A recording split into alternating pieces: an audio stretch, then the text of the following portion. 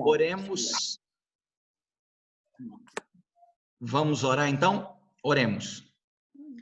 Querido Deus e Pai que habita nos altos céus, muito obrigado, ó Pai querido, pelo teu amor, o teu cuidado. Obrigado porque estamos mais uma vez abrindo a tua palavra e queremos implorar do Senhor a tua direção para que ao ouvirmos a tua palavra nessa noite, ela fale ao nosso coração. Que nesse momento se cale o homem e que fale o teu Santo Espírito a todos nós, que a tua palavra nos direcione. Pedimos agradecidos por Jesus. Amém. Bom, vamos lá, pessoal. A gente precisa de lembrar que nós estamos estudando o livro de Daniel e na semana passada nós paramos no capítulo 7 de Daniel e nós paramos quando eu fui falar a respeito da ponta pequena, o chifre pequeno. E hoje, então, nós vamos continuar essa sequência para que a gente possa identificar, assim como nós identificamos todos os... Assim como nós identificamos todos os... Espera só um minuto que a Jane mandou um link errado aqui para o pessoal. Ela está mandando o link certo. Mas enquanto isso eu vou falar, tá? Então, assim, enquanto nós estamos estudando, nós estamos, então, fazendo o processo histórico, a sequência histórica, a sequência da estátua de Nabucodonosor, a cabeça de ouro, peito de prata, Babilônia, Medopérsia, Grécia, Império Romano dividido, tá? São os dedos, é o pé com barro e ferro. E quando chega nos animais, que aí quem tem essa visão não é mais o rei, agora quem tem a visão é o próprio Daniel, tá?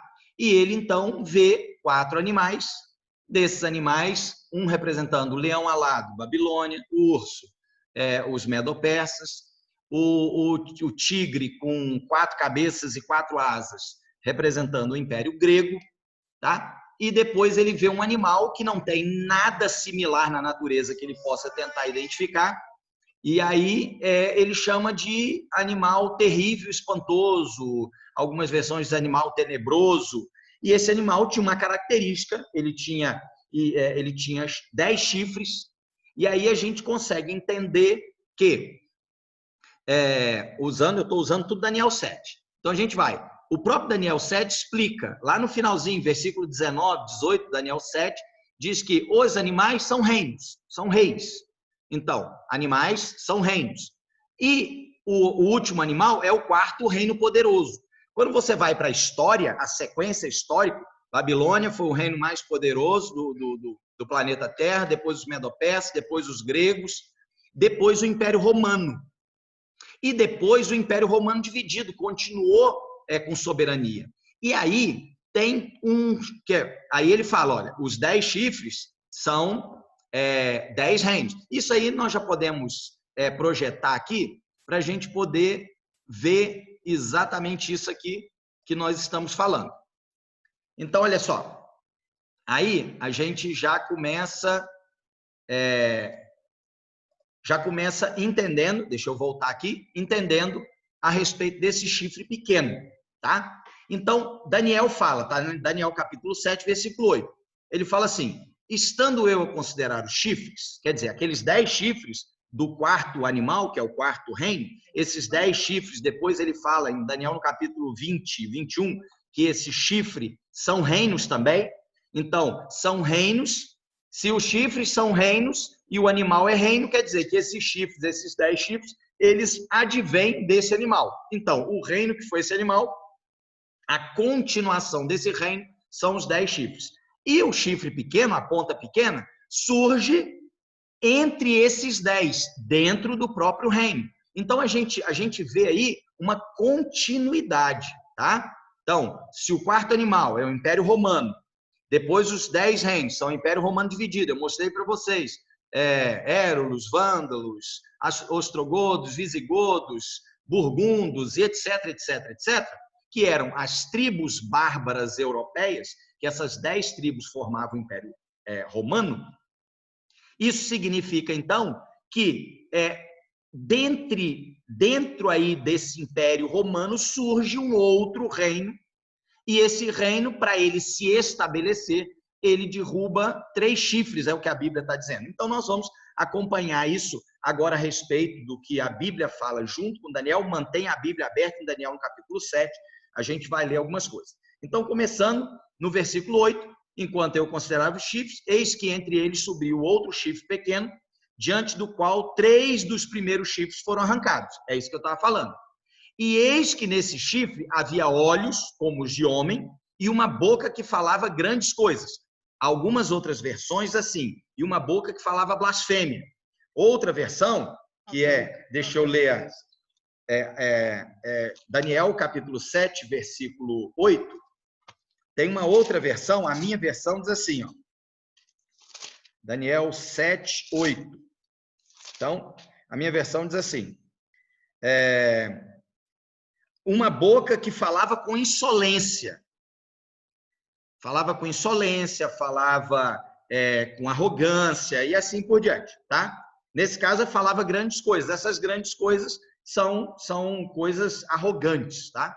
É esse sentido dessa tradução aqui, tá certo? Esse era o chifre pequeno, tá bom? Então, olha só, tem 4 bestas, 4 reinos, Daniel no capítulo 7, o último reino é esse aqui, ó, o animal terrível, espantoso, que aqui na ilustração fica como se fosse um grande dragão com 10 chifres, tá certo? E aí, ele fala isso, tá? Olha aqui a explicação disso. Essa explicação está em Daniel, no capítulo 7, versículo 24. Olha só, e quanto aos 10 chifres daquele mesmo reino se levantarão 10 reis, ou seja, daquele mesmo reino, do reino que está aqui no caso do reino Império Romano, desse reino vão se levantar 10 reinos. E depois deles, quer dizer, na sequência histórica, se levantará outro. Por que eu estou repetindo na sequência histórica? Porque isso é muito importante. Porque nós só temos como identificar que reino é esse se nós formos para a sequência histórica e para nós entendermos as características desse reino. Porque senão nós não vamos entender. Então, olha só, depois dele se levantará outro, o qual será diferente dos primeiros e abaterá 3 reis.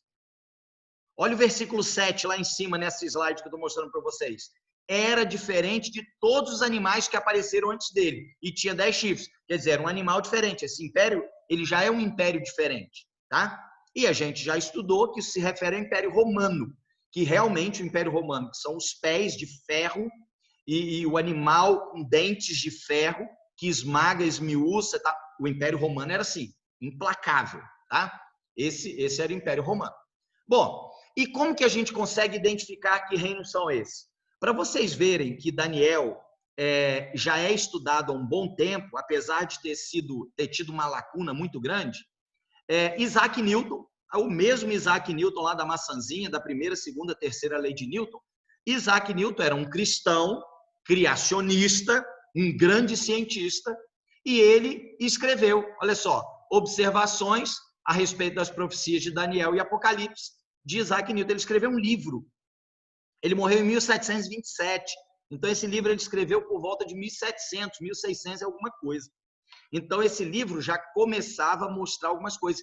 E Isaac Newton identifica vários reinos. Ele comete alguns pequenos equívocos que depois são corrigidos pelos historiadores, tá? Então, olha, do lado esquerdo, os reinos que Isaac Newton identificou. Os vândalos, os álamos, suevos, visigodos, burgundos, francos, lombardos, bretões, hunos e Ravenna. Os historiadores falam que são os vândalos, os álamos, os suevos, os visigodos, os burgundos, os francos, os lombardos, e em vez dos bretões, ele fala dos anglo-saxões. Mas lembra que lá a Inglaterra é Grã-Bretanha? Então, e lá tem os saxões, é na Inglaterra. Então, o local é o mesmo, mudou só a nomenclatura. Os hunos são os ostrogodos e Ravenna são os érulos, tá bom? E aí os historiadores identificam esses 10 reinos, que foram os 10 reinos poderosos da Itália. Eu só mostrei a questão aqui do Isaac Newton para vocês verem que esse estudo a respeito de Daniel e das profecias, ele é um estudo que foi iniciado bastante tempo.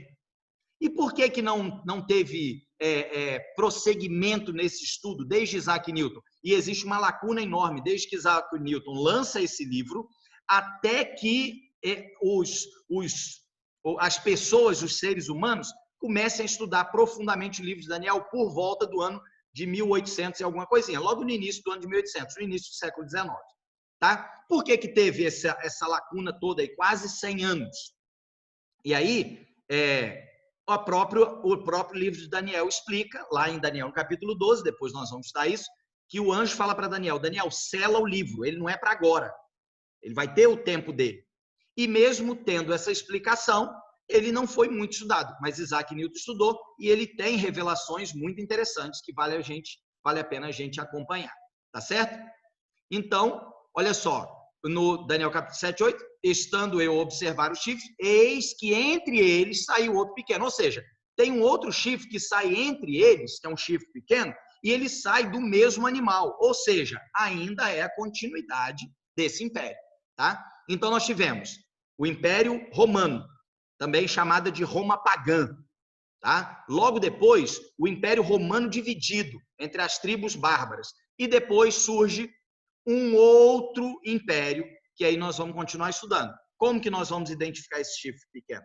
Como que a gente consegue fazer essa identificação? Então, olha só, esse chifre tem algumas características, tá? Primeiro, que ele é um chifre pequeno. Segundo, que ele é diferente. Olha, o qual será, no Daniel capítulo 7, versículo 24, ele diz o qual será diferente dos primeiros. Espera aí, o que tinha os primeiros? Reino. Animal, né? Reino, a própria Bíblia explica isso. O próprio livro de Daniel explica que chifre também são reinos que teriam precedência no animal terrível, espantoso, tá? Então, assim, seria novamente reinos, 10 reinos, e a gente identifica isso. Mas tem um outro chifre pequeno que ele é diferente dos outros. O que ele tem de diferente? Até então, nós estamos falando de reinos única e exclusivamente político. Mas esse reino é um reino político-religioso. Então, já começamos a identificar que esse reino, essa ponta pequena, ele tem de diferente. O que ele tem de diferente? Ele é um reino político-religioso. E como que eu sei que é religioso? Vai para a Bíblia. Ele fala palavras contra o Altíssimo, ele fala de coisas espirituais. Até então, os chifres, eles não falam nada de coisa espiritual, é mera questão política.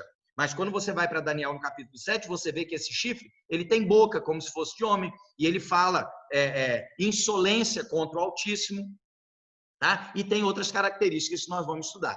Então, olha só, nós precisamos de entender que esse reino é um reino pequeno.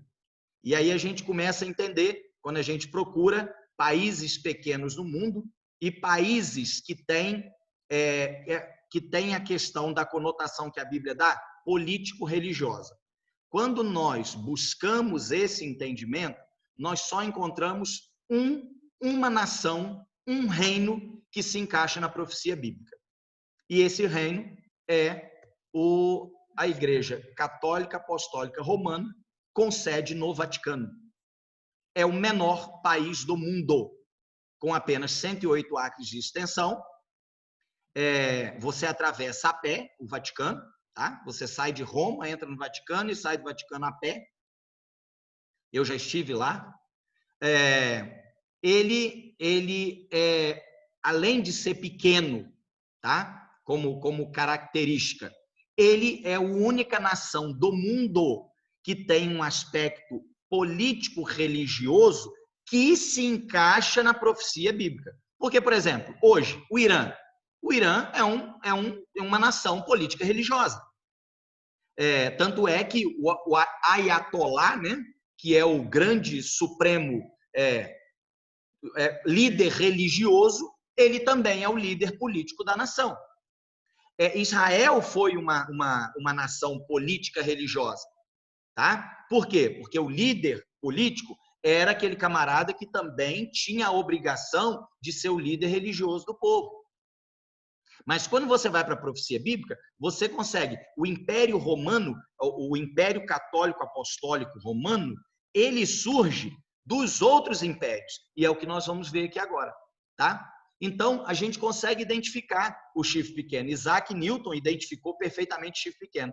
E eu separei para vocês, olha aqui um artigo. Esse cara aqui, ó, James Conroy, esse camarada, ele é um católico, um líder católico. E olha o que ele fala. Então, como que surge o chifre pequeno? Há muito tempo atrás, quando Roma, pela negligência dos imperadores ocidentais, foi deixada à mercê das hordas bárbaras, os romanos voltaram-se para uma figura buscando auxílio e proteção e pediram que ela os governasse. E assim, dessa maneira simples de conceder, o melhor título de todos para os direitos reais, começou a soberania temporal dos papas.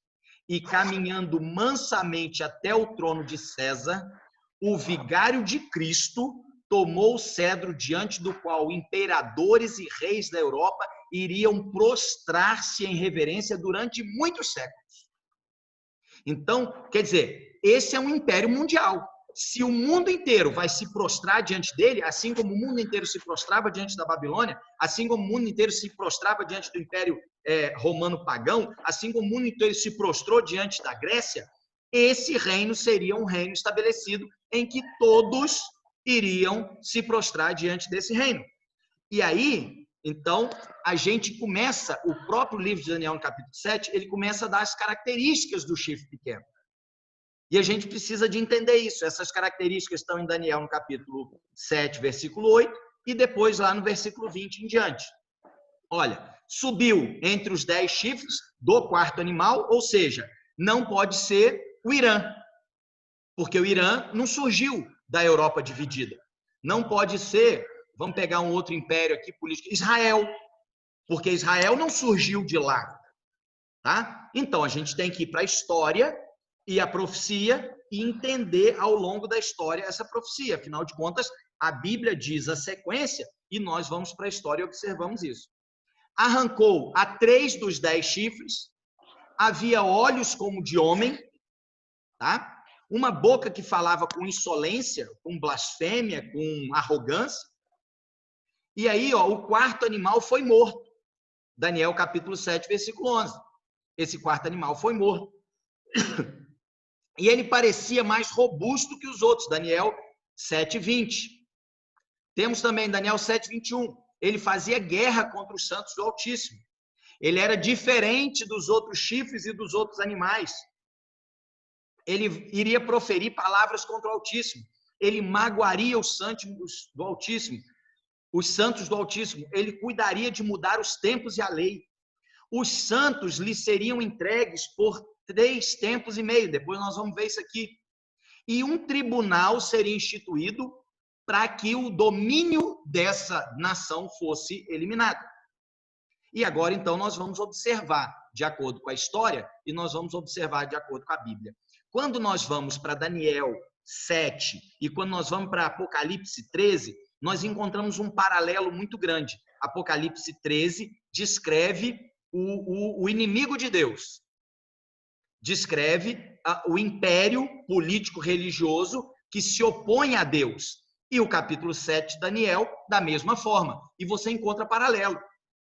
Olha só, em Daniel 7:8, ele tem olhos como de homem. No capítulo 13, o número é de um homem. Tá? No capítulo 7:8, fala com insolência. No capítulo 13:5, diz que fala com blasfêmia. No 7:11, entregue para ser queimado. Em 13:3, golpeado de morte. 7:21, fazia guerra contra os santos. 13:7, pelejava contra os santos. No versículo 25 de 7 de Daniel, palavras contra o Altíssimo. 13:6 de Apocalipse, blasfêmia contra Deus. No 7:25, mudaria os tempos, tá errado aí, não é temos não, mudaria os tempos, vai lá em Daniel capítulo 7, versículo 25, você vai ler isso. E a lei, em Apocalipse 13:7, ele faria difamação, 13:6, faria difamação do tabernáculo.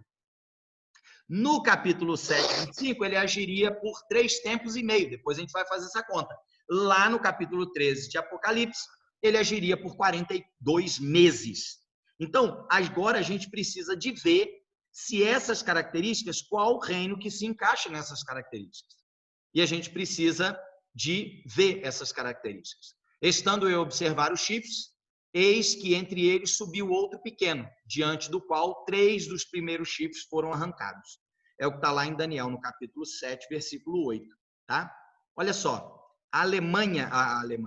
a Europa dividida, ela teve esses reinos.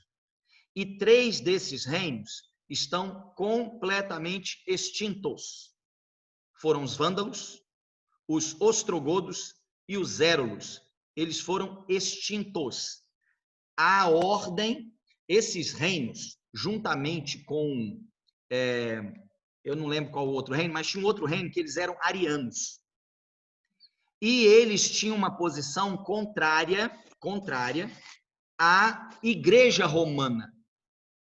E a Igreja Romana, então, definiu que eles deveriam se submeter ao pensamento religioso da Igreja Romana, da Igreja Católica Apostólica Romana, que já tinha esse nome nessa época. E eles não aceitaram. E porque eles não aceitaram, foi dado ordem nas cruzadas, as famosas cruzadas, e esse povo foi extinto. Vocês querem, olha aqui, ó, isso aqui está meio ruim, essa foto, porque eu tirei foto do livro, porque eu queria colocar para vocês o que o livro publica a respeito da Enciclopédia Britânica e de outras enciclopédias. Olha isso aqui, ó, os érulos. O ano de 493 depois de Cristo, os érulos foram derrubados pelos godos, sob o comando de Teodorico, tá? Naquilo que ele chamava lá em cima, naquilo que ele chamava de comissão divina recebida de Zeno, o imperador de Roma Oriental. O fato de que os érulos e ostrogodos eram arianos em sua crença não fez com que o ardiloso pontífice se detivesse em usar um para destruir o outro. Isso está lá na História do Mundo, no volume 4. Tá? A História do Mundo feita por Ridpath, no capítulo sobre aqui, ó, o Império Romano por Gibbons, no capítulo 39. São eles que estão contando isso, a história que está contando isso. Esse chifre foi realmente arrancado? Tanto é verdade que hoje não há sinal algum dos érulos, nem há nenhuma nação moderna que se identifique com eles. Olha só o que a Enciclopédia Britânica diz. Depois da primeira metade do VI século, no entanto, seu nome desapareceu completamente.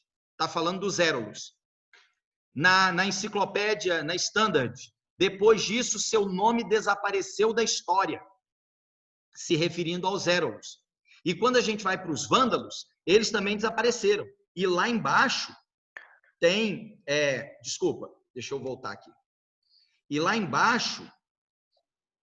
Espera aí que eu preciso de mudar aqui de posição a minha barra. Então, olha só. Como nação, os vândalos logo deixaram de existir. Essa é a enciclopédia de Nelsons falando a respeito dos vândalos. E os ostrogodos também deixaram de existir. Esses 3 reinos desapareceram. Por que eles desapareceram? Porque depois a gente precisa de gastar mais tempo. Não adianta tentar abraçar o mundo. A gente precisa de entender como que foi essa questão. Tá? A igreja de Roma, existia uma igreja em Roma, uma igreja religiosa, como qualquer outra igreja. Era um aspecto unicamente religioso, tá? Como a igreja adventista, como a igreja batista, como a igreja Assembleia de Deus, como a igreja presbiteriana. Era uma igreja, existia a igreja de Roma, tá? E existia o bispo de Roma. E esse bispo de Roma, ele tinha até alguma autoridade, mas não tinha muito. Depois que os reinos começaram a se dividir, lembra que a Bíblia diz que eles iriam tentar se unir através de casamento? Isso não estava dando muito certo, porque a Bíblia diz que eles iriam tentar se unir com sangue, mas que isso eles não teriam liga, assim como o barro e o ferro não se ligam. E, em função disso, as coisas começaram a desmoronar. Surge um outro camarada que queria ser imperador e queria mandar em todo mundo, que não queria deixar esfacelar o império. Esse camarada é Constantino. O que Constantino faz? Constantino, ele cria lá um concílio e ele pega o bispo de Roma e coloca como autoridade máxima. ele queria essa autoridade, mas como ele não conseguia ter, ele consegue convencer todo mundo a seguir a autoridade do bispo de Roma. E aí a igreja, então, passa a ser igreja-estado. E as coisas, a partir daí, começam a evoluir. O próprio Constantino, ele se autodeclarou um papa para ele poder mandar. O objetivo era puramente religioso. E Constantino tinha um problema no império dele, um problema grave. O Império Romano, lembra que quando Jesus vem ao mundo, ele vem sob o jugo do Império Romano? No Império Romano tinha cristãos, pagãos e tinha judeus. E isso era uma brigaiada danada. Aí você pensa assim, como que eu vou conseguir me reerguer? E a Bíblia diz que uma casa dividida, ela não subsiste. E aí Constantino ficou preocupado, falou, caramba, como que eu vou conseguir resolver essa parada? Aí o que ele fez? Vamos pegar o bispo de Roma, vamos colocar como autoridade e eu vou dar uma roupagem nova. E ele se batiza, então, ele era pagão, e ele se batiza, tá? Para poder juntar o povo. E como que ele junta? Ele cria um modelo para agradar gregos e troianos. Ele pega o Deus dos cristãos, ele pega as imagens pagãs e ele pega o ritual judaico. Você pode perceber que as vestes papais ou dos sacerdotes, as vestes são muito parecidas com a estola sacerdotal que é descrita no livro do Êxodo, no livro de Números, no livro de Levíticos. A estola sacerdotal que ela é muito parecida. Até pouco tempo atrás, a missa só era, até pouco tempo assim, há uns, 30, 40 anos atrás, a missa só era pregada em latim. E o ritual, se você pegar um padre que ele está andando pelo meio da igreja com aquele incenso, e se você pegar a figura do incensário que tinha na mão o sacerdote tinha do ritual judaico, você vai ver que é a mesma coisa. As imagens pagãs eram imagens muito feias, eram bichos esquisitos. Aí falou assim, ó, não dá. Gente, para tá travando para todo mundo? Faz um joinha aí se tá de boa. Não, tá de boa? Não, aqui tá tranquilo.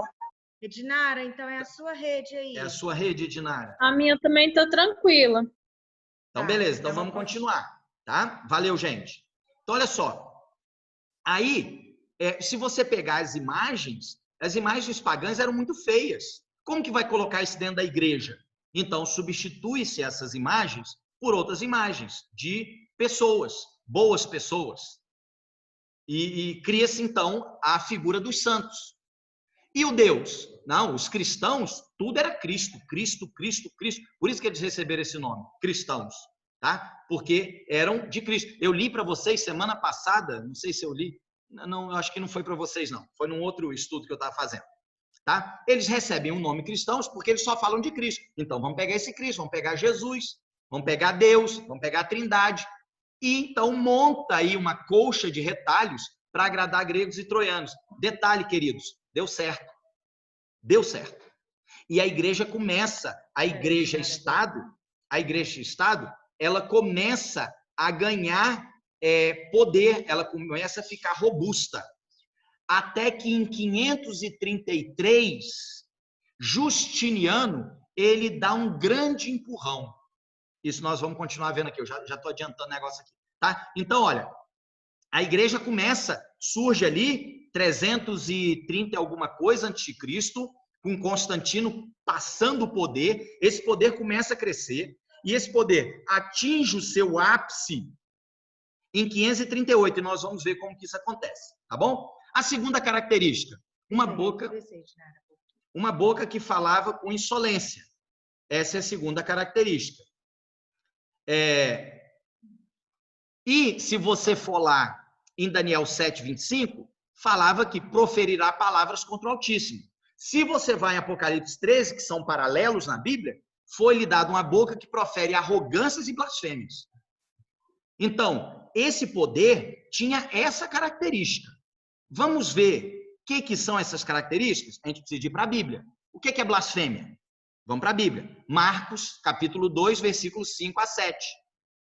Olha o que acontece lá em Marcos, no capítulo 2, versículos 5 a 7.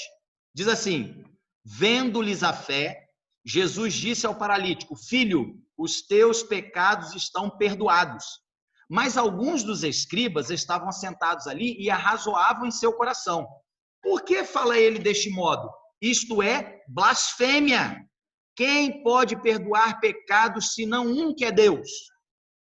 Então, quem diz que pode perdoar pecados que não seja o próprio Deus, segundo a Bíblia, isso é blasfêmia. Vamos ver o que acontece? Então, olha a pretensão de perdoar pecados. Não é coisa minha não, viu, gente? Eu vou mostrar para vocês, tá? Na confissão, o sacerdote tem o poder de perdoar todos os crimes cometidos depois do batismo. Quando um criminoso confessa seus pecados ao sacerdote, todos os crimes não são somente perdoados, mas destruídos. Queridos, lembra do ritual do santuário? Que o pecado era transferido para o bode, o sangue ia para dentro do santuário, porque pecado não evapora? Lembra que a Bíblia diz que os nossos pecados eles são jogados na profundeza do mar, mas eles estão lá, pecado não evapora? Como que pode dizer que eles não são só perdoados, como eles são destruídos? E o criminoso se torna uma nova pessoa, um santo.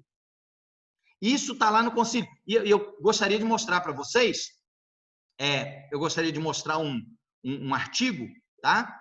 Eu vou mostrar na íntegra para vocês verem. Isso aqui, eu estou na minha mão aqui nesse momento, vocês estão vendo, o Catecismo da Igreja Católica. Isso aqui é um compêndio, é uma partezinha reduzida, tá? E nós vamos lá na página 54, vou lá na página 54. Por que é que a igreja tem poder de perdoar pecados? A igreja tem a missão e o poder de perdoar pecados, porque o próprio Cristo lhe conferiu. Recebei o Espírito Santo, aqueles a quem perdoados os pecados, eles são perdoados, e aqueles a quem os retiverdes serão retidos. Isso é uma fala de Jesus para os discípulos, falando especificamente a respeito do Espírito Santo de Deus. E que quando eles pregam para alguém, esse alguém encontra o perdão dos pecados, então eles foram agente de perdão de pecados. Mas não é um ser humano, ele não pode perdoar pecados. A própria Bíblia diz que é blasfêmia quando qualquer um outro diz que pode perdoar pecado. Só Deus pode perdoar pecado. Então, isso aí confirma mais uma característica desse poder, mostrando essa questão em relação à questão de poder perdoar pecados, tá? E a gente precisa de entender esse aspecto. Vamos lá de novo, vamos para outro ponto. Então, olha só, e isso aí está no Concílio de Trento, no cânon católico, tá? Falando sobre que o sacerdote ele pode perdoar pecados. Nós vamos ver alguns textos, eu vou mostrar para vocês alguns textos mais à frente, mas isso a Bíblia não corrobora com essa ideia, tá? Então, olha, na página 404, 405, e aí tem um PDF lá para mostrar para vocês, falando sobre, no catecismo, mas no catecismo normal. E essa página aqui depende muito da edição, tá? Tem essa página aí, eu fui atrás de um catecismo na edição normal, e aí estava muito em cima, e eu não consegui achar para vocês. Depois eu procuro se vocês quiserem, tá? Mas olha o que a Bíblia diz. Aí agora, quem tem que responder a gente, queridos, é a Bíblia. 1 Timóteo, capítulo 2, versículo 5. Quem quiser abrir. 1 Timóteo, capítulo, está aí na tela. Porque há um só Deus e um só mediador entre Deus e os homens, Jesus Cristo, homem. Então não existe, o Eli pode ser mediador entre Deus e vocês? Não. O pastor da minha igreja? Não. O pastor de qualquer outra igreja? Não. O padre? Não. Ninguém. Porque há um só Deus. Olha o que a Bíblia está dizendo. A Bíblia diz que só existe um mediador entre Deus e os homens. Aí olha só. Se confessarmos os nossos pecados, Ele é fiel e justo para nos perdoar os pecados e nos purificar de toda injustiça. Ele quem? Deus. Se você for lá em 1 João, nos versículos anteriores, ele está falando a respeito de Jesus. Ele está falando, olha, se vocês confessarem, Jesus perdoa. Olha só, outra aqui, vê se 1 João 2:1. meus filhinhos, estas coisas vos escrevo para que não pequeis. Mas se alguém pecar, nós temos um advogado para com o Pai, o Eli, que está passando essa história aqui para vocês sobre Daniel 7. Não, o pastor da igreja do Eli, ele que é o advogado. Seja lá quem for, olha o que a Bíblia diz. Temos um advogado, um único advogado para com o Pai, Jesus Cristo, o justo. Então, essa pretensão, isso não provém de Deus. Não, a Bíblia não corrobora com essa ideia, tá certo? E isso é uma blasfêmia. Olha só, eu e o Pai somos um. Novamente, pegaram os judeus em pedras para ali atirar. Disse-lhe Jesus: tenho-vos mostrado muitas obras boas da parte do Pai. Por qual delas me apedrejais? Respondeu-lhe os judeus: não é por obra boa que te apedrejamos, e sim por causa da blasfêmia. Pois sendo tu homem, te fazes Deus a ti mesmo. Opa, você é homem, você está falando que é Deus. No caso aí, Jesus era Deus. A gente sabe disso. Tá? Os judeus estavam errados. Mas é blasfêmia se alguém se diz Deus. Vamos ver então o que acontece aqui? Olha só, o Papa Leão 13, Leão 8, oitavo, Leão 13 mesmo. Estou ruim de algarismo romano, Leão 13. Olha o que ele fala. O que ele falou? Isso tem escrito. Nós, os papas, temos sobre a terra o lugar do Deus Todo-Poderoso. No dicionário eclesiástico católico, olha o que esse camarada diz aí, o Lúcio Ferrari. O Papa é de tão grande dignidade e exaltado que ele é, não um mero homem, mas como se fosse Deus e substituto de Deus. O Papa é de tão grande autoridade e poder que ele pode modificar, explicar e interpretar as leis divinas. O que quer que seja que Deus ou o Redentor faça, o vigário pode fazer sem nada contrariar a fé. Não é isso que a Bíblia diz. A Bíblia diz que só há um Deus, um mediador. Só Ele é Deus. Só Ele é autoridade. Aí vocês lembram, quem estava com a gente desde o início, lembra lá da guerra entre o bem e o mal? Questão de adoração. Eu só posso adorar a Deus e está na lei dele. E eu vou mostrar para vocês como algumas coisas foram modificadas na lei dele, tá? Então, essa aí é a segunda característica, tá? Existem alguns outros textos, mas eu não coloquei para não ficar muito. Mas, queridos, você pode ir em vários lugares, você pode ir em enciclopédias, em encíclicas, em várias coisas, e você vai ver, você pode perguntar para sacerdotes. E ele fala, nós temos autoridade de fazer o que a gente quiser. A Bíblia não deu essa autoridade para homem algum. Algum. E a terceira característica, proferirá palavras contra o Altíssimo, tá? Magoará os santos do Altíssimo e cuidará de mudar os tempos e a lei. E os santos lhes serão entregues nas mãos por um tempo, 2 tempos e metade de um tempo. Então, uma característica, os santos seriam entregues nas mãos deles. Vamos ver se esse reino se encaixa com essa característica? E o que é isso? De tempo, olha só, em Apocalipse, foi-lhe dado uma boca que proferia arrogâncias e blasfêmias e autoridade para agir 42 meses. É o que Apocalipse 13:5, que faz paralelo com Daniel 7, diz. Vamos lá, vamos entender o que é isso aqui. Não, ainda tem mais um texto ainda. Ó. A mulher, porém, fugiu para o deserto, onde lhe havia Deus preparado lugar para que nela a sustentassem durante 1260 dias. Tá? Então, assim, nós temos 3 versos da Bíblia falando sobre datas, que são a mesma coisa, e nós vamos ver isso aqui. Olha só, um tempo, mais 2 tempos e metade de um tempo. Do ponto de vista profético, do ponto de vista de escritura bíblica, um tempo é um ano, tá? Então, um tempo, um ano. 2 tempos, 2 anos. Meio tempo, meio ano. Então, 3 tempos e meio significam 3 anos e meio, tá? Se você pegar 3 anos e meio, você tem 360 dias por ano, porque o calendário judaico não tinha 365 dias. Esse é o calendário gregoriano, tá bom? Mas o calendário judaico tem 360 dias por ano. E aí, você tem, então, 360, um tempo, mais 2 vezes 360, porque são 2 tempos, e mais 180, que é metade de um tempo, você chega a 1.260 dias. Se você pegar 42 meses e multiplicar por 30 dias, você chega a 1.260 dias. Se você for em Apocalipse, no capítulo 12, você encontra 1.260 dias. Usando o princípio dia, ano, 1.260 dias são 1.260 anos. Ou seja, os santos de Deus, que são os separados de Deus, ele seria entregue nas mãos desse poder por um período de 1.260 anos. Vamos ver se isso aconteceu? Aí a gente tem que ir para a história. E na história nós encontramos isso aqui, ó. Olha só. O chifre pequeno teria um tempo específico no qual destruir e matar em nome da fé cristã. Queridos, em nome de Jesus, foi feito barbárias na cruzada. A história chama esse período de período negro da Idade Média.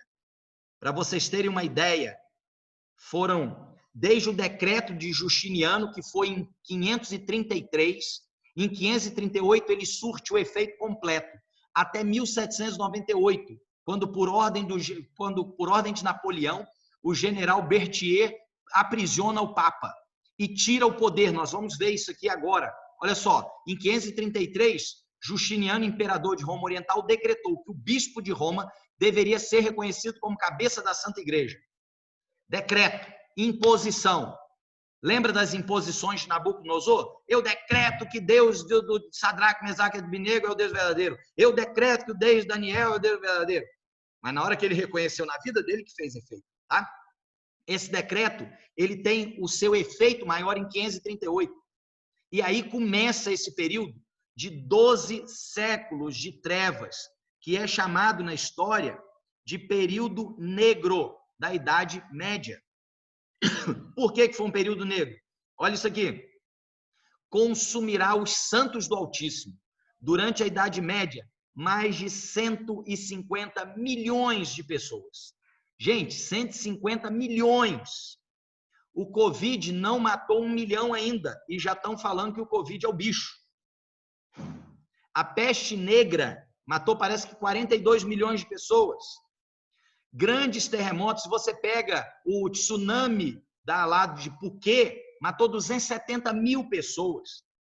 Um poder político religioso, por perseguição religiosa, matou 150 milhões de pessoas, incluindo crianças e velhos, mortos de forma cruel. Nas cruzadas, os cruzados chegavam em locais, por exemplo, países muçulmanos, por exemplo, pegavam mulheres grávidas e perguntavam: você vai negar a fé? Não, você tem que seguir a regra da Igreja de Roma, a Igreja Católica Apostólica Romana. Não vou seguir. Não vai seguir? O ventre dessas mulheres eram abertos, eles pegavam gatos, colocavam dentro do ventre dessas mulheres e amarravam, matavam os bebês e amarravam os gatos lá dentro. Isso era uma das poucas coisas. A crueldade era incrível. Cristãos sinceros, fiéis filhos de Deus, que não se curvavam a essas mudanças que estavam sendo feitas, porque a Bíblia dizia que ia mudar os tempos e a lei, os cristãos eram jogados às feras, eram queimados em praça pública. Então, assim, a gente vê em filmes de época, a gente vê para todo lado, os livros de história estão lotados. Não tem como correr. Mulheres que, quando as mulheres falavam alguma coisa contrária ao que o sacerdote, o bispo do local falava, elas eram queimadas como bruxas. Porque não está fazendo a coisa do jeito certo. Então, a gente viu isso aí acontecer. Até que em fevereiro de 1798, na data exata 10 de fevereiro, Berthier, general das forças revolucionárias francesas, na Revolução Francesa, ele entrou em Roma, prendeu o Papa, retirou todos os poderes do Papa e vendeu todos os seus bens. Lembra que Apocalipse diz que esse poder seria morto? Apocalipse capítulo 7, Daniel fala, ó, vai ser morto. Esse animal será morto. É 7:11. Procura aí Daniel 7:11. Mas que esse animal seria morto. Só que depois você vai ver em outros lugares, nos paralelos em Apocalipse, que esse animal ressuscita. Tá? É 7:11. É 7:11. Estive olhando até que o animal foi Fala morto. ó. Então estive olhando por causa da voz das grandes palavras que o chifre proferia, estive olhando até que o animal foi morto e seu corpo desfeito e entregue para ser queimado pelo fogo. Certo? Então, assim, 7:11. esse poder, lá em Apocalipse, nós vamos ver que antes desse poder ser queimado, ele ressuscita. Apocalipse diz que ele recebeu uma ferida mortal, mas não morre. E depois essa ferida é curada. E nós vamos entender isso quando a gente estiver estudando Apocalipse, tá? Mas é assim. E aqui está falando que esse animal vai ser morto, tá certo? Qual a quarta característica? Mudar os tempos e a lei. Daniel capítulo 7, versículo 25. Essa é uma característica. E aí a gente precisa de entender. Olha, proferirá palavras contra o Altíssimo, magoará os santos do Altíssimo e cuidará de mudar os tempos e a lei. Isso que Daniel afirma que esse poder faria. Vamos ver. Olha só, no catecismo, o segundo mandamento da lei de Deus foi excluído. Vai lá em Êxodo 20. O sábado foi mudado para o domingo. E o 10º mandamento foi dividido em 2. E aí nós precisamos de ir em 2 lugares. Precisamos de ir em Êxodo, no capítulo 8, no Êxodo capítulo 20, a partir do versículo 4, porque o 3 é o primeiro mandamento. Leia aí para a gente, Jane, bem alto. 3? Lê o 4, o segundo mandamento. Então, capítulo 20, versículo 4. Não farás para ti imagem de escultura, nem alguma semelhança do que há em cima nos céus, nem embaixo na terra, nem nas águas debaixo da terra. Como que Constantino... Não te encurvarás a elas, nem as servirás, porque eu, o Senhor teu Deus, sou Deus zeloso, que visito a iniquidade dos pais nos filhos, até a 3ª e 4ª geração daqueles que me odeiam, e faço misericórdia a milhares dos que me amam e aos que guardam os meus mandamentos. Ou seja, como que eu vou conseguir colocar imagens dentro da igreja, se esse mandamento está dizendo: não farás para ti imagem de escultura, com semelhança alguma no que há em cima no céu, nem na terra, nem nas águas debaixo da terra. Deus exclui qualquer possibilidade de adorar a imagem, qualquer tipo de imagem. Só a Deus devemos adorar. Esse mandamento é eliminado. Então, vai cuidar de mudar os tempos e a lei. E o tempo, como é que muda tempo?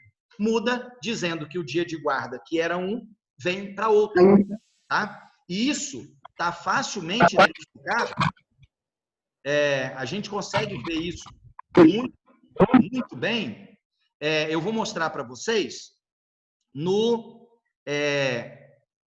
lembra daquele catecismo que eu mostrei para vocês?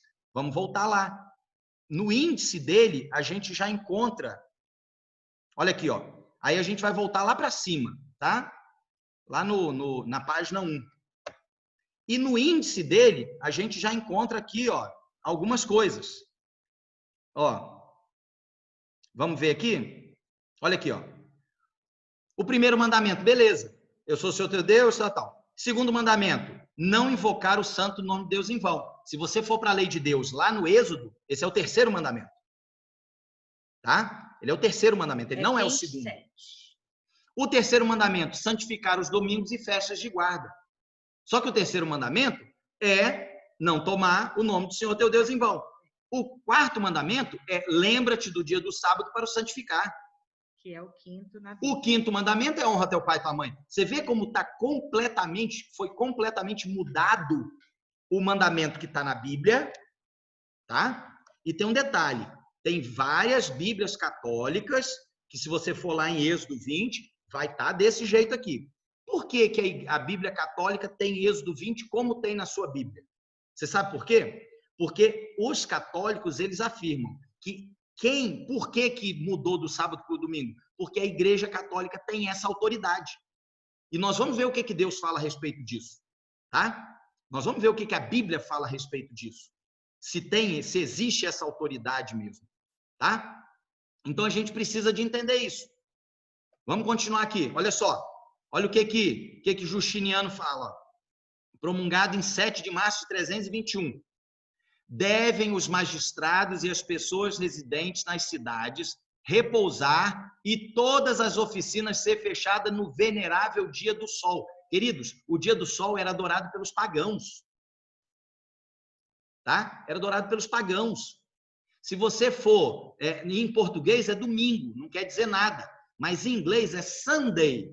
Sun, sol, day, dia. Então é dia do sol. Então, você vira e fala o seguinte, está lá na lei de Deus, lembra-te do sábado para o santificar, 6 dias trabalhares, porque o 7º é o dia do Senhor, o dia que eu criei, eu sou o Criador. Então, quando eu guardo sábado, eu falo, o Senhor é o Criador. Quando eu não guardo sábado, eu estou dizendo o seguinte, a igreja teve autoridade para trocar o dia de adoração, do dia que Deus falou para o dia do Deus Sol. E a Bíblia não corrobora com essa ideia. Vou só entrar com uma questão cultural aqui, se eu tiver errado ele vai falar. Mas quando a gente foi na Europa, a gente visitou os panteões, que são os templos pagãos. E o templo pagão, ele tem um buraco no céu, que é por onde a luz do sol entrava no templo, que era o Deus a quem eles adoravam, o Deus Sol. É muito interessante quando a gente vai no espaço de adoração, a gente entende como que era a cultura daquele tempo. Tá? Então, assim, a gente precisa de entender, Deus não deu essa autoridade. E quem está falando isso? Eli? Não, tem que ser a Bíblia. Eu estou falando para vocês, eu estou afirmando, Deus não deu essa autoridade, mas a Bíblia tem que provar para vocês, não sou eu. E aí a gente tem, quem tiver curiosidade, esse camarada, Samuel Bacchiocchi, ele escreveu um livro. Ele é um doutor, teólogo, e ele defendeu uma tese, olha aí embaixo onde que ele defendeu a tese, na universidade, na Pontífice Universidade Gregoriana, em Roma. Isso em 1977. Ele defendeu uma tese do doutorado, afirmando que não tem um lugar na Bíblia que autoriza a mudança do sábado para o domingo. Detalhe, lá em Roma, na Pontífice Universidade Gregoriana, ele ganhou 10 com louvor. Por que isso? Nós vamos ver. Por que ele conseguiu ganhar isso? Porque quem fala que tem autoridade, aí eu não separei para vocês, desculpa. Eu tinha separado um slide, mas depois eu mostro para vocês, um slide não. Depois eu mostro para vocês o slide que vários teólogos católicos, padres, sacristãos, seja lá o que for, sacerdotes, eles afirmam, assim, para quem quiser ouvir, e fazem afirmações que são até interessantes. Tem um que afirma assim, a autoridade de mudança do dia de guarda do sábado para o domingo é da Igreja Católica Apostólica Romana. E qualquer protestante que adore o domingo está se submetendo à autoridade da Igreja Católica. Os católicos que falam isso sou eu, não. Eu acho que eu vou pegar para vocês. Vocês me dão um segundo aqui, ó, que eu vou pegar esse texto, esse negócio para vocês, porque é muito interessante, tá? A gente precisa de ver isso para a gente poder entender que não sou eu que estou falando, quer dizer, as próprias pessoas que estão envolvidas com isso, eles falam, quer ver? Deixa eu achar aqui para vocês, só um minuto.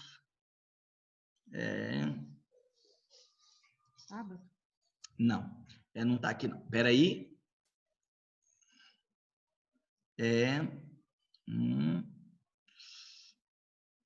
Aqui. Desculpa estar demorando, gente, mas eu quero mostrar para vocês a fonte, porque vocês vão anotar a fonte e quando vocês anotarem essa fonte, vocês podem conferir, né?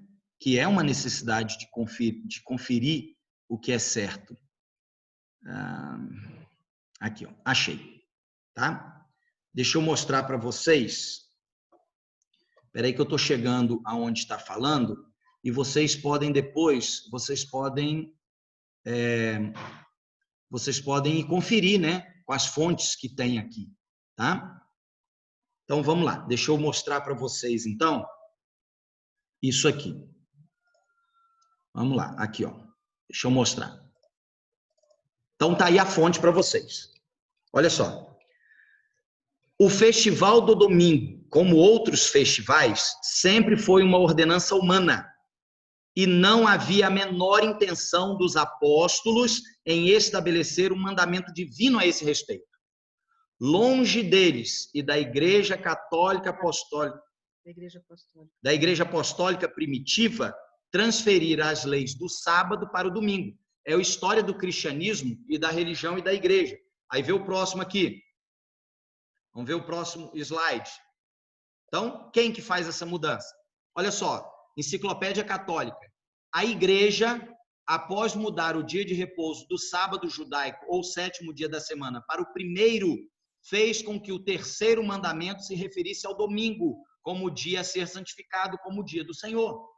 Enciclopédia Católica, volume 4, página 153. Está lá. Olha isso aqui. Esse aqui é um padre. Tá? Perguntaram para ele, você tem alguma outra maneira de provar que a igreja tem poder de instituir? Você tem como falar isso? De provar isso? Tá? Olha só, resposta dele. Se a igreja não tivesse tal poder, não teria podido fazer aquilo com que estão de acordo com todos os modernos religionistas. Não teria podido substituir a observância do sábado, o sétimo dia da semana, pela do domingo, o primeiro dia da semana. Mudança para a qual não existe nenhuma autoridade escriturística. Nas escrituras sagradas, não tem nenhuma autoridade que providencia isso. A igreja achava que tinha essa autoridade e o fez. Tá? Olha mais esse aqui. Esse é o Monsenhor Segur. Ele declarou no livro dele. Isso aqui é uma palavra sincera a respeito do protestantismo. Olha só. Foi a Igreja Católica que transferiu esse repouso para o domingo em lembrança da ressurreição do nosso Senhor. Portanto, a observância do domingo pelos protestantes é uma homenagem que eles tributam a despeito de si mesmos à autoridade da Igreja Católica. Então, não sou eu que estou falando. Pega essas fontes aqui, ó, esse vídeo, daqui a pouquinho ele vai para o YouTube. Você pode ir lá pegar esse vídeo e conferir um por um. Porque isso aqui é o que a história vem falando para a gente. Isso aqui é o que a Bíblia falou e é o que a história vem falando para a gente. Tá? Então, e o próprio Samuel Bacchiocchi, ele prova isso numa tese doutoral. Ele prova. E aí, olha só o que acontece. Olha que interessante. Quando ele continua olhando, está lá em Daniel capítulo 7, de 9 a 10, está assim, ó. Eu continuei olhando, até que foram postos uns tronos, e um ancião de dias se assentou. O seu vestido era branco como a neve, e o cabelo de sua cabeça como a limpa lã. O seu trono, chamas de fogo, e as rodas dele fogo ardente. Um rio de fogo, uma nave saía de diante dele. Milhares de milhares o serviam, e milhões de milhões estavam diante dele. Assentou-se o juízo, e abriram-se os livros. Logo depois de todos esses reinos, acontece um juízo. Um juízo, acontece um tribunal. Só existe tribunal, só existe juízo, se houver lei. Sob qual lei nós seremos julgados? Qual é a lei que nós seremos julgados? A Bíblia diz que é o que está em Êxodo no capítulo 20. Essa é a lei de Deus. É o que a Bíblia diz. Tem vários outros lugares, depois a gente pode conversar a respeito disso. Tá? A Bíblia diz, a lei de Deus está aqui. Só que vários líderes religiosos da Igreja Católica Apostólica Romana afirmam que eles têm autoridade para fazer essa mudança. E aí é um problema. Imagina que você chega... vou dar um exemplo clássico para vocês. Você chega na Arábia Saudita e você pega uma cerveja ou um uísque, ou seja lá o que for que você conseguir de bebida alcoólica, e vai para a rua beber. Você vai ser preso. Você vai ser preso. E existe condenações meio brabas lá para esse tipo de coisa. E não adianta você virar e falar o seguinte, não, peraí, a lei do meu país, ela afirma que eu posso beber na rua. E ele vai dizer, fala assim, só que a lei do meu país, e você está no meu país, quem manda sou eu, e a minha lei diz que você não pode fazer isso. Então, olha o perigo da gente não seguir a lei de Deus. Porque se eu seguir uma outra lei, quando Jesus voltar e ele assentar, como diz vai ter, e tiver um juízo, ele vai falar, eu vou julgar vocês de acordo com essa lei aqui. Aí todo mundo, não, peraí, senhor, peraí, calma aí. Mas não foi essa lei que eu segui, não. Ele falou, não, mas é essa lei aqui que vocês vão ser julgados. Você percebe como é perigoso a gente ouvir outras coisas? E a Bíblia nos adverte disso. O decálogo é a lei de Deus, santa, imutável. Como que eu sei disso? A Bíblia. Olha só. Esse aqui é o próprio Jesus falando lá no Sermão da Montanha, gente. Não pode ser eu posso até afirmar para vocês. Mas se não tiver na Bíblia, é bobagem. Olha o que Jesus falou lá no Sermão da Montanha. Olha o que ele... É o próprio Jesus falando. Não cuideis que vim destruir a lei ou os profetas, não vim abrogar, não vim anular, não vim eliminar, mas cumprir. Porque em verdade vos digo que até que o céu e a terra passem, lembra a pedra que chega e esmiuça tudo? Lembra que o animal recebe a morte, cai fogo do céu e consome tudo? Até que isso aconteça, nem um jota ou um tio se omitirá da lei sem que tudo seja cumprido. Aí olha só que coisa complicada. Qualquer, pois, que violar um destes mandamentos, por menor que seja, e olha, mais complicado, e assim ensinar aos homens, será chamado menor no reino dos céus. Aquele, porém, que os cumprir e ensinar, será chamado grande no reino dos céus. Então se eu estou tendo a pretensão de ser um professor de Bíblia, eu não posso ensinar diferente do que a Bíblia me diz que eu tenho que ensinar. Sabe por quê? Porque se eu não seguir e se eu ensinar para os outros a não seguir, eu vou traduzir para o bom português do século XXI. Eu estou lascado. Porque quem falou isso foi o próprio Deus. E ele repete isso várias vezes. Olha só, se vocês me amam, guardem os meus mandamentos. Porque todo mundo está dizendo, não, a lei agora é só duas. Amar a Deus sobre todas as coisas, a próxima como a ti mesmo. Só que se você pegar o decálogo, as 4 primeiras é amar a Deus sobre todas as coisas. Só fala de Deus. Não terás outros deuses diante de mim, não farás para ti mais escultura, não tome o nome do Senhor, seu Deus, em vão, e lembra do dia de sábado, que é o meu dia, que é o que o mandamento diz. Esse aí são 4 mandamentos dizendo, amai a Deus sobre todas as coisas. E o próximo como a ti mesmo? Não honra teu pai e tua mãe, não matarás, em relação ao próximo, não adulterarás, em relação a minha próxima aqui, não furtarás, não vou dar prejuízo ao meu próximo, não dirás falso testemunho, fazendo com que o meu próximo tenha problema. Você percebe? E não cobiçar nada do meu próximo. E aí eu tenho então, os 4 primeiros, amor a Deus sobre todas as coisas. E os 6 últimos, amar ao próximo como a mim mesmo. Exatamente como Jesus falou. Então, e ele afirma, João está lá, se me amais, guardareis os meus mandamentos. Apocalipse 22, 18, ele faz uma advertência a respeito das profecias do livro do Apocalipse. Mas isso também se refere a tudo. Olha só, porque eu testifico a todos, aquele que ouvir as palavras da profecia deste livro. E aí, desse livro do Apocalipse, e deste livro, a Bíblia, porque tem outras profecias na Bíblia. Olha só.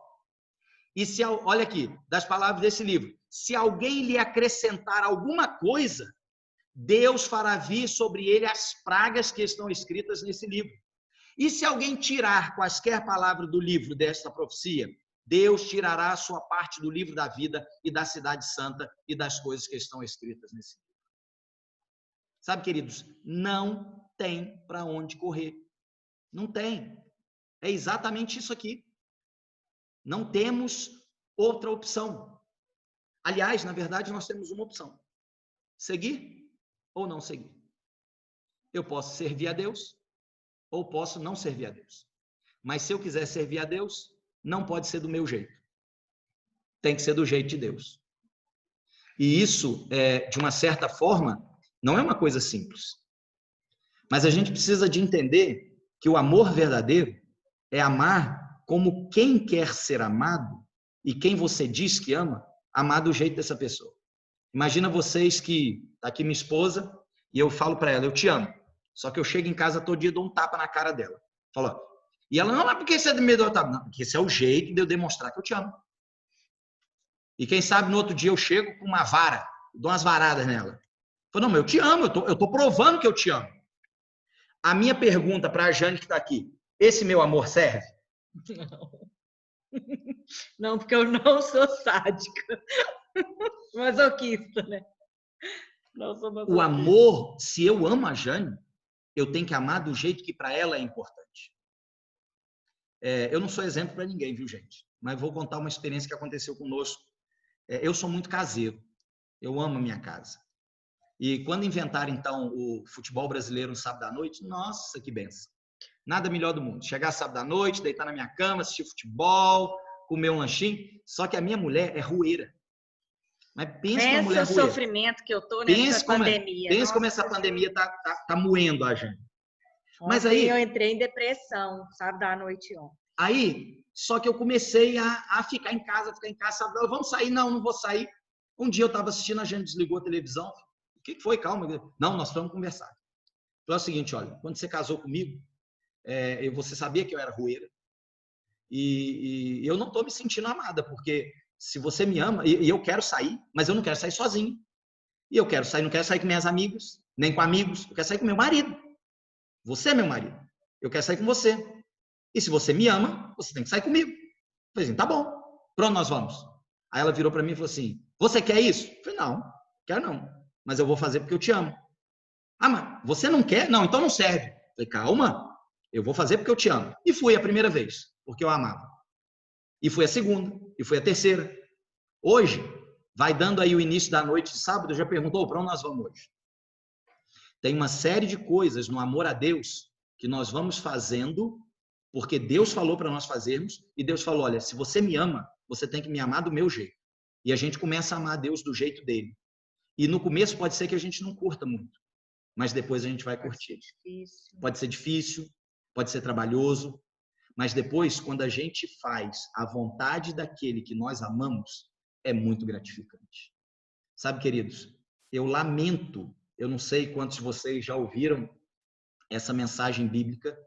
Eu tenho certeza que algumas outras pessoas ouvirão esse tema pelo YouTube, pessoas que não estão aqui conosco juntos essa noite, e talvez seja uma mensagem muito dura, tá? E Jesus, durante a vida dele, ele deu mensagens muito duras. Não dura no sentido de maldade. Tem vários irmãos católicos, apostólicos, romanos, que são pessoas maravilhosas, cristãos, talvez melhores do que eu. Talvez melhores do que eu. Talvez eles não saibam ainda de toda a verdade bíblica. Tá? Agora, a partir do momento que eu entro em contato com a verdade bíblica, eu preciso tomar uma posição, porque só tem dois lados. Que Deus nos abençoe e que a gente escolha o lado da Bíblia. Se em algum momento foi dito alguma coisa que não tem uma comprovação bíblica, ou na história, afinal de contas nós estamos falando que a profecia é histórica, tem algumas pessoas que querem usar outros termos, falar que a profecia não é histórica, coisa e tal, mas quando a gente vai para a história, quando a gente vai para a Bíblia não dá muita margem para outro tipo de coisa, não. Não encaixa, entendeu? É aquele cobertor curto, você cobre a cabeça, a perna fica de fora, cobre a perna, a cabeça fica de fora. Então, para você cobrir todo, e a profecia ela tem que entrar como uma luva, você precisa de ser essa questão historicista, e você vai encontrar na história as coisas que a Bíblia está falando, principalmente questões proféticas. Até porque a única forma de eu garantir para vocês que as profecias que ainda não se cumpriram, se cumprirão, a pedra vai bater e vai esmiuçar os reinos, o animal vai ser ferido, quer dizer, os reinos vão ser destruídos, vai cair fogo do céu, Jesus vai voltar. Eu só consigo provar para vocês que essas coisas irão acontecer se nós olharmos para trás, para a gente ver quais as promessas que Deus fez. Ele cumpriu? Todas, 100%. Então, se ele cumpriu todas até aqui, ele cumprirá a que ele prometeu que ainda vai acontecer. Que Deus nos abençoe, que nós tenhamos isso em mente. Vamos orar mais uma vez? Desculpa, hoje eu estourei bastante, né? Vamos orar. Oremos.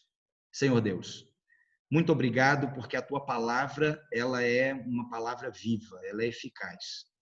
Se em algum momento na nossa mente ficou alguma dúvida, nos ajude a buscar na tua palavra, aí nos livros de história, porque à medida que a gente observar a tua palavra e a história, nós vamos entender que realmente, por pior que seja, por mais duro que seja essa mensagem está na tua palavra. que ela nos ensine, que o Senhor nos ensine, que o Senhor nos guie, que o Senhor seja o nosso diretor. E, ó Pai querido, nós te amamos e nós queremos te amar do seu jeito. Por favor, nos dê força, nos dê ânimo, que o Senhor possa nos dar disposição para te amar do jeito que o Senhor quer ser amado. Nós pedimos essas bênçãos com perdão dos nossos pecados, no nome maravilhoso do nosso Salvador Jesus Cristo, a quem muito amamos. Amém, Senhor.